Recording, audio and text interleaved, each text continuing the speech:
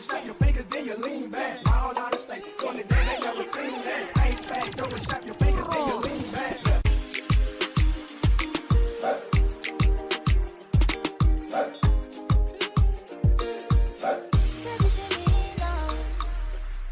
Hello and welcome to Viti Vibes TV, your one and only youth show for the Fijian youth. If you'd like to be a part of this show, please call us or let us know. I'm your host, Shannon Permal, and we're broadcasting from the unceded territories of the Kwantlen, Silvertooth, and Squamish nations. We're grateful for the first people of this land to share it with us and their territories with us non-Indigenous people. February 22nd is Pink Shirt Day. This anti-bullying day is an annual event held in Canada and other parts of the world where people wear a pink-colored shirt to stand against bullying. The initiative started back in Canada where this was held on the last Wednesday of February each year. Pink Shirt Day actually originated back in 2007 when a student in Nova Scotia was bullied for wearing a pink shirt to school. This year's theme is kindness, empathy, and understanding that can mean so much more to children impacted by bullying. When kids are bullied, they don't know where to turn to, but a helping and supporting hand can make the world of a difference. February is also Black History Month, so attend events or lectures put on by Black activists and learn more about Black history, their struggles and achievements to Canadian society. As a minority, we should also stand with them. No show is complete without the support of our sponsors. So if you'd like to sponsor this show or any of our other shows that we bring to you on a weekly basis, please feel free to call us or call the number in our credits. I understand how important it is to have a place called home, and it's frustrating using your hard-earned money on rent. Vic Prasad can make you a homeowner. Get pre-approved services provided to first-time buyers and new immigrants. You can qualify for mortgage even if you have bad credit. Call Vic Prasad now on 604-306-6647. Vic Prasad is associated with Craft Mortgages Canada Incorporated. For any kind of visa-related services, contact Milky Way Immigration, a galaxy of opportunities located at Unit 209-9547 152 Street, Surrey, BC. They have licensed immigration consultants, placement officers, and LMIA experts to meet your immigration and recruitment needs. Book one-time free consultation either on Facebook or by calling 604-396-0005. Arvind's Curry and Cocktail, Indian cuisine. They do catering for all occasions and they do free delivery. Please call 604-515-1070. Address is 420 6th Street, New Westminster. Open 7 days a week from 11 a.m. to 9 p.m. For deliveries, call 604-515-1070 or arvindscurry.com. Bollywood Banquet Hall and Conference Center, located at Pile Business Center at 201-8166 128th Street in Surrey. No celebration is too small to accommodate you. They have newly renovated 2 halls to serve you, up to 1,000 guest capacity, top-notch chefs to delight you with delectable and heavenly cuisine. So just call Bollywood Banquet Hall at 604-598-2700 for your events. Venisi Mobile Detailing Services. They offer commercial trucks, cars, SUV, boats, bikes, RVs, and much more. Just give them a call at 778-808-2859. Just give them a call at 778-808-2859 and they will do all kind of services at your home. Up next, we're in the studio and to talk about language. And like we said, this is your show, so if you'd like to also come on as a guest, please let us know. Hello and welcome back to Viti Vibes TV. I'm your director and host, Shannon Pramal, and today I'm joined by none other than my lovely co-host, Shivangni Naitkar. So hello, Shivangni. Hello. You can watch all new episodes of Viti Vibes every Thursday, that's at 10 p.m., or you could watch again on Sundays at 4:30 p.m., only on the Shaw Multicultural channel. Thank you all again for tuning in this week on our show. This week we will be talking a little bit more about something very near and dear to our hearts. We're talking more about national identity and language as International Mother Language Day is coming up, and that is on February 21st. So, this is probably the first time some of you may be hearing, but what is International Mother Language Day? So, every February 21st, this is an international day that celebrates the linguistic diversity of each person's language. So there's a little bit of background to what this how this day actually came about.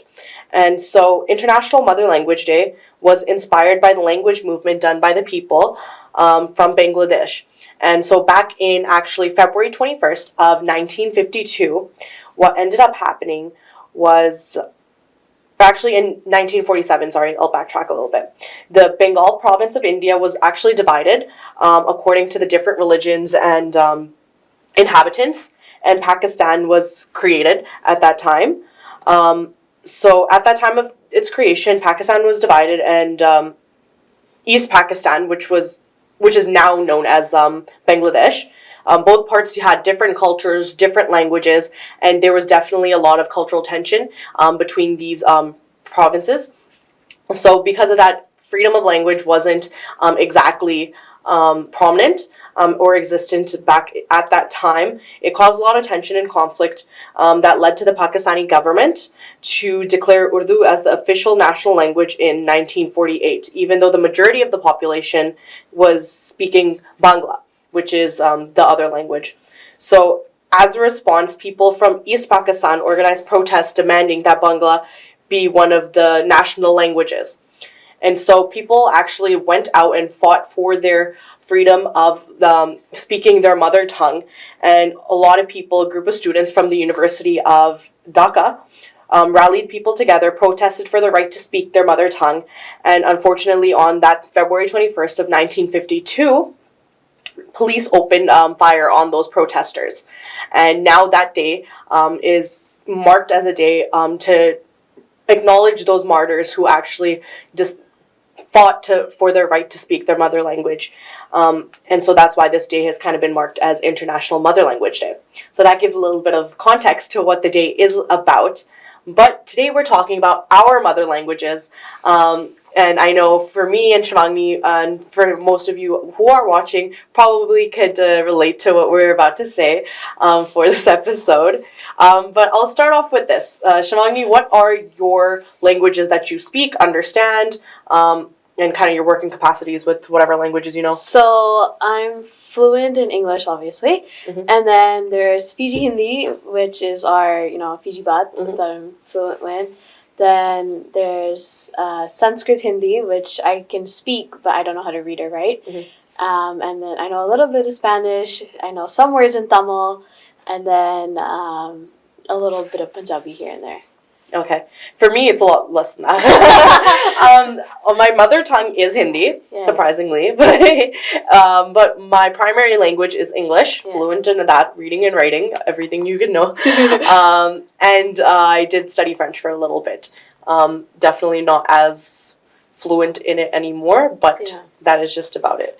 So, but I can still recognize like some words. I can piece together, like understand when I'm reading it. I'm more so of a reader in French than speaker. Yeah, I don't think I have the heavy accent enough to pull it off.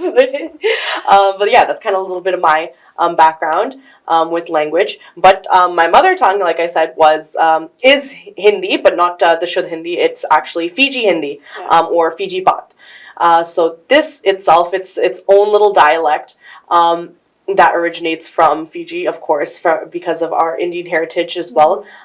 For those that don't know, Shivani, what do you know how Fiji Hindi came about? It's like, I think it's like a slang of what was that, like Bhojpuri? Bhojpuri, yeah. Bhojpuri, or I don't even know if it's a Bhojpuri Hindi or like whatever. Yeah. It's like a slang of that, and then I guess like when we started everybody started reading like the Ramayana and everything, they started like getting connected pieces as well, I believe. So like some words do come from there, and then but it's mainly like Bhojpuri that it's. I feel like Bhojpuri is the most like similar to our Fiji Hindi. But essentially, what happened is I know we've mentioned on the show a little bit about the historical background of how Fijian Indians came about. So through the indentured labor system, generations ago, our ancestors came from India due to British colonizations, and so through the indentured labor system of our ancestors having to work in the sugarcane fields and whatnot, that's kind of how we ended up in Fiji. So our ancestors are Indian, ours per se, and that's why obviously Hindi being one of the most prominent languages in India came with us, or our ancestors per se, and once we're there, then like our kind of Fiji Hindi came about because we started mixing up a lot of like the native language there with English and Hindi as well, so that kind of became its own dialect. So that's a little bit of that. But my first question to you, why is language important? Because it's important because it's a part of, I feel like it's a part of our identity that we have as having immigrated parents as well, like parents from like a different background. Yeah. I feel like it's like part of our identity because it tells us that like we have like a cool like we have something to teach everybody else. And plus like if we don't teach language, like our native language, to our like next generation, then it's just gonna get lost. Like for me, my other native language is Tamil. So my grandparents and my dad's whole family, they all speak Tamil. And just because my mom didn't know any, that whole like Tamil chain is gone because I never learned it. Because like no one spoke it around. It was mostly Viti Vibes. So that's like one thing that kind of sucks for me. Like that's kind of lost. So I feel like it's important because you don't want to lose that connection you have to your culture, to your heritage, to like who you are. And in a sense that like you don't want to learn it, you know? Yeah. And I think you kind of touched on what was going to be my next question of how does language relate to national identity? Yeah. I think you were kind of going off more of like it connects you to like your family, right? And that's definitely a thing. Language does connect us to our family, our friends, and it's something that you can bond over as well. But also, how does it connect to our national identity? In the grander scheme of things. I feel like language for me, it makes me feel like I can connect obviously with my family and friends, but it also makes me feel like I am also connected to my lineage of ancestors as well, because all of us spoke the same language, right? Throughout time, like the language hasn't changed, but it's been carried on for generations, right? So it's one of those things that it feels like in the essence, like, you know how heirlooms work where it goes through generations, right? Yeah. It's kind of like one of those things. It's one of those concepts that like kind of go with the generations and the times, and it's always been there, right? And it's just something you can look back, oh hey, like my grandma, my great-grandmother, my great-great-grandmother, like we all spoke Fiji Hindi, right? Yeah. So it's like that was never lost. So I think in that sense, like it makes me feel like I am definitely one of the descendants of my ancestors, and I feel connected through my family in that sense as well, or in the grander scheme of things, like to my community, right? And definitely national identity does go hand in hand with language as well, or language goes hand in hand with national identity, and that's kind of that. But what makes our language the most unique, do you think? I feel like the way we say things, like like if someone that if someone's trying to like understand what we're trying to say, they're like, oh my god, that sounds so like different than like regular Hindi, you know. I feel like it's unique because like it's our own little, I wouldn't say like code word or like code language that we got, but I feel like people get mesmerized when they start hearing like, oh, how Fiji Baat works. It's kind of like different than like Sanskrit Hindi, like Shuddh Hindi, and like different from like Urdu and everything. So if people get like, oh wow, that's so different, like I haven't heard that in a way, right? I guess like that's why like it's unique. And you know what, I get that reaction all the time too when it's like, because I'll like say for example to like friends or coworkers or whatever, they speak Hindi or they speak Punjabi or they speak Urdu or something, and then it's like there are some commonalities for sure across the board. However, I feel like ours is so much more off track compared to like other, like, you know how Urdu and Hindi are like kind of closer, right? And then there's like us who speak Fiji Hindi, but it doesn't sound anything like the actual Hindi. So it's like we have our own street language. And that's the thing. And I remember one of my coworkers are saying like it sounds so cool, like it's like the slang, and it's like I don't know how to explain it, and it is. I feel like our language is just so much more just short, and like obviously if you for viewers who have watched past episodes, we did a full episode on Fiji Language Week, and we talked about Fiji Baat and all this sort of stuff. back then, and like I said back then that our language is just so much more briefer. Like we don't have as many specific words to describe things. It's very like just general blanket statements, vague, and just very just slang too.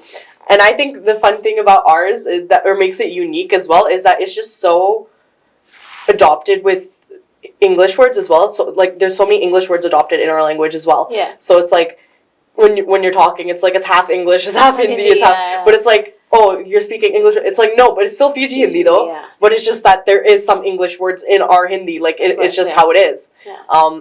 And that's why it's like its own little dialect, which is really funny for some people, funny to me even. But that's just what it is. But yeah, like another thing is that English is our primary. I feel like it's my primary language though now. Obviously, Hindi is my mother tongue. That's the first language I learned. But English ended up becoming more prominent in my life throughout the years because of going to school and learning language, right? And your parents always tell you, like, oh, you have to make sure you do good in school, blah, blah, blah. And then so now here I am reading and writing in English proficiently. But I did forget most of the language. Like, I wouldn't say I'm as fluent in Hindi than I am in English, for sure, hands down. And I know when we did another episode about, like, how comfortable do people feel about their language, a lot of people said they weren't comfortable at all. Yeah. And that's just a shared feeling amongst a lot of people, especially youth, and that's what our audience was. Yeah, it makes sense, like, towards youth, because people, like, judge really quickly when it comes to, like, आजकल के लड़का लोग बात करें, like, and trying to talk, because they'll either get made fun of, or they'll just be like, oh my god, you're so uncultured, you don't know how to speak your own language. Yeah. Which is, like, well, if you taught me or, like, been supportive and actually, like, spoke with me, then I would be fluent, you know, in a way, right? That's why, like, I feel like with you, like, you are only comfortable towards certain people. No, 100%. And no, that's the thing. I code switch a lot. Yeah, no, and I'm sure this is a feeling that many others could probably relate to. Like, you only speak in certain situations, environments, with certain people, where you feel comfortable. And I think that's a whole situation in itself, a whole factor. Comfortability, right? Yeah. Are you going to be judged in this situation if you start speaking the language? And that's the thing, like, people, and that's the reason why this this observance is a thing. Why this International Mother Tongue Day is a thing, because people fought for their right to speak their language and make it known that they're proud of that language, right? And I think, like, a lot of times, like, as proud as I am of my language, I also feel like I'm ashamed to speak it as well, because of, like, judgment, right? And I'm sure a lot of people could probably relate as well. And I know when we did those polls back in the day, that's exactly what we heard back as well. Yeah. But yeah, that's definitely something that factors in for sure. Aside from our language, what do you think is the most useful language, just internationally, like to know, to read, to write? Useful language? I mean, I feel like it depends. Like, I feel like every language is a useful language to know, but it just depends on where you are and where you're going. That's true too. Yeah. But I guess, like, well, I mean, like, yeah, all languages are useful. There's not a specific one that everybody knows, because, like, in some places they don't speak English, in some places they don't speak Hindi, they just speak a little different language. So I feel like at least knowing basics of, like, every little language is good too. But I mean, that's up to your own capacity. I'm not saying that, like, there's so many languages. There's so many languages. There's so many languages in the world. But okay, that leads me into my next question. Which languages do you think are the most commonly spoken internationally? English, Hindi, and I feel like I would say Tamil, but not as much. And yeah, I would say Tamil. Like, in the world? In the world. So you're going with English, Hindi, and Tamil? Maybe not Tamil, but, like, I know English, yes. English is like a world route. Okay. English. So that's your top one. Okay. Yeah. Hindi's your second then? I guess second? So, yeah. Third. What's your third guess? What's top three? I honestly... You can pick any language at this point. There's so many languages to pick. But it just depends on where you are in the world. No, but, like, internationally, what do you think is the most common language spoken? You got English, Hindi's your second guess? I said it's either Tamil or Punjabi. It's either of those two. Okay. All right, I'm here to burst your bubble now. But actually, you are right. English is the most commonly spoken language across the world. So, what I'm reading is the most top spoken languages as of 2022. So, English was at 1.1 million, over 1.1 million speakers. It's the most commonly spoken language, even though it might not be the mother tongue for a lot. Yeah. most of these people, including us too, right? But it is one of those languages that people learn as a second or third language wherever they live. So there's that. The second most common one is actually Mandarin. Mandarin Chinese, yes. So, and this comes with, because China's so big, right? And so the population is so dense as well. So that's that. So there's 1.1 over there as well. And I think this is also has to do with a lot of people knowing that, like, the economic development in China and everything, right? So they want to be able to, like, also connect with the language, and because there's just so much influence from there. So a lot of people have shown interest, or it said that a lot of people show interest in learning Mandarin as well. And even, like, in my day-to-day, I've seen, like, heard so many people, like, oh, yeah, I'm interested in learning Mandarin because, like, it'd be useful to know, like, blah, blah, blah, because it's such a commonly spoken language. But it's also, what I've heard, it is one of the hardest languages to learn as well. That's just what I heard. Actually, no. Tamil is the hardest language. Tamil is the hardest. That's your opinion. No, it honestly, it is reading and writing. Like, I was actually trying to learn, and then my brother was like, it's kind of hard as well. Yeah. Reading and writing and speaking it's so fast. But reading and writing Tamil is, like, really, really hard. I feel like reading and writing in itself, like, for any language, is just, that's a new level of hard. Yeah. Just because, like, speaking is one thing, reading and writing, that's a totally separate thing, and that's always harder, I feel like, for any language. Yeah. But definitely learning a language is hard in itself. Learning, even just speaking one word, learning is so hard. 100%. Okay, so second most commonly spoken language is Mandarin internationally. Yeah. Which leads me to my third one, which is actually Hindi. So you were right; it's one of the top three. It's the third one. So that comes at 698 million. Oh wow! Did I say these numbers wrong? Yeah, I did. I said these numbers wrong. Sorry. English was actually 1.21 million. Oh wow! So that's 1,121 million. Oh wow! And then Chinese was 1,107 million, and then Hindi is 698 million. Sorry, my math is clearly not my strong suit. But yeah, Hindi is the third most top spoken language, and again, it's like India's a very dense population as well. Hindi is the most commonly spoken language in India, so that makes sense as well. Coming in fourth, we have Spanish, and fifth, French, then Arabic, and then the list goes on and on. Yeah. But yeah, those are the top most spoken languages as of 2022. And so when it comes to most useful, I feel like English would be useful to know, clearly, because it's the most top known language. English Not everywhere basic, it's known, I feel like that's just like a generic thing, but at the same time, I don't feel like it's a mandatory thing you need to know. Yeah, exactly. Right? So there's that. And plus, like, English is really easy to pick up too on some things. Yeah. It's so I easy. feel like, it's like one of those languages, it's like, there's so many nuances that, like, don't make sense, but in the grand scheme of things, like, it's just easy to pick up on. And I think that's kind of, like, related to how, like, a lot of us and our parents learned too. Like, they just picked up on it. Yeah. They didn't go to English classes or anything. They just picked up on it and lived here for a little bit and learned how to get through it, right? And learn it. Yeah. So there's that. But with that being said, we are running out of time for this episode, and we can keep going on about our language and how cool it is. Yes. But on February 21st, it is International Mother Language Day. So on that day and every day, of course, be proud of the languages that you do speak. If you don't, if you're not as comfortable speaking it, feel free to, like, go reach out to people in your circles that are able to speak, and spend more time with them and learn the languages and really embrace that, because there are a lot of dying languages in this day and age as well, due to several factors. But with that being said, be open also to learning new languages as well. It's always useful for who knows where you're trying to go in the world. Shivagni, do you have any last words? I guess just practice as much as you can. Like, if you're trying to learn a new language, or trying to improve the language, improve your own language, like your own mother tongue, I guess, like, practice. Yeah. And, like, for sure, be comfortable who you're speaking around as well. No, for sure.